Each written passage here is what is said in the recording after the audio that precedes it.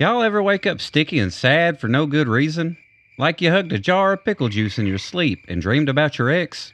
Well, that was me last Tuesday. I woke up in the woods, arms soaked, shirt clinging to me like a wet tissue, and the faint smell of hot dog water hanging in the air. The only clue I had was the faint memory of something crying louder than me when I saw the price of eggs. Now, I ain't saying I hallucinated a cryptid, but I might have emotionally supported one into non existence. Let me tell you about the night I met the Squonk.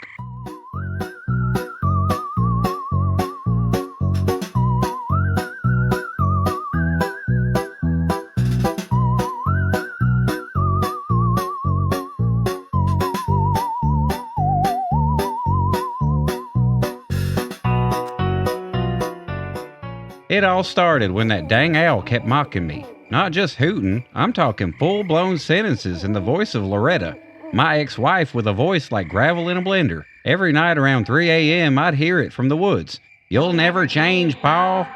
So I grabbed a flashlight duct taped to a weed eater, a bag of gas station beef jerky, and my granddaddy's hunting socks, and I marched straight into the woods to find that disrespectful bird. I hollered things like, "I did too change, I got a haircut in 2018.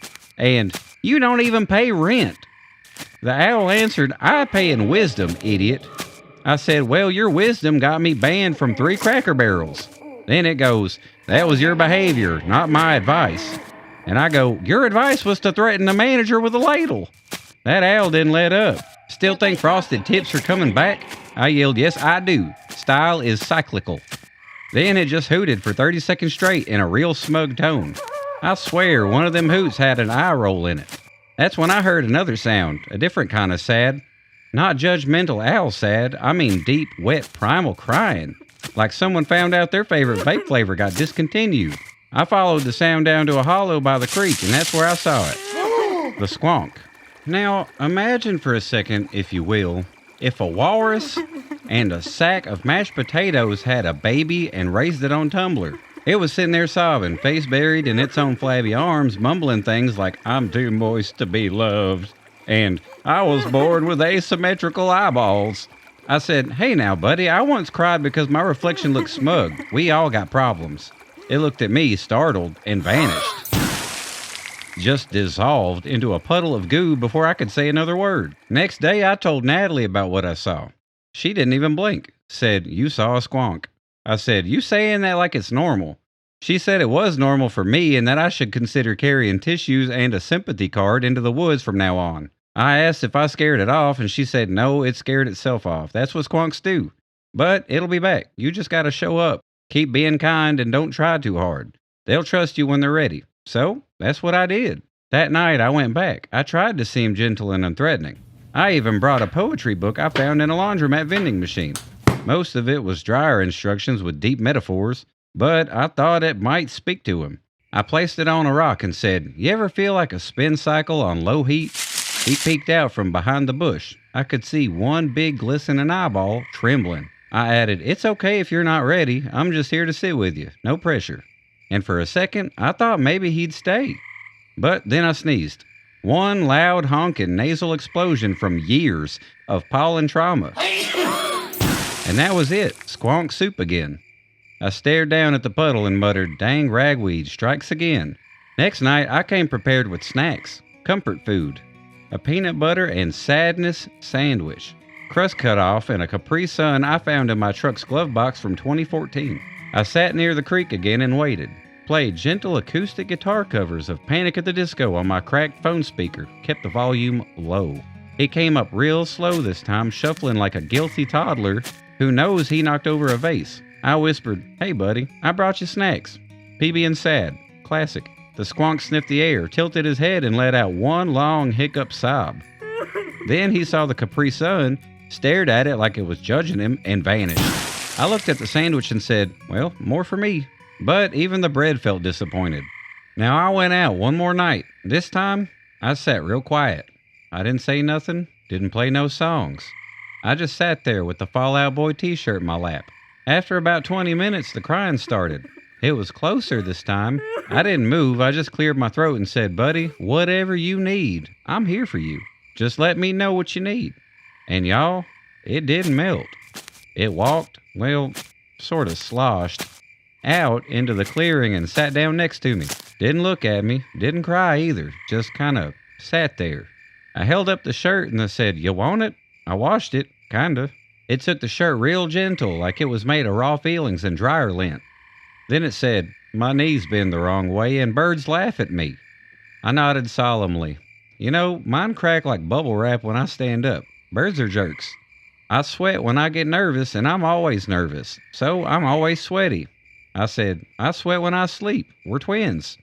It said, "I once cried at a pancake." That's valid. Pancakes are powerful. No one's ever told me I'm good at anything except weeping. I patted the dirt. "Well, you're dang excellent at it, friend. Maybe you could turn pro." And just like that, he smiled. A lopsided, goopy smile, but it was a smile. I sat there with him until the sun came up, y'all. And before he disappeared, he said, "Thanks. I might stick around a while next time."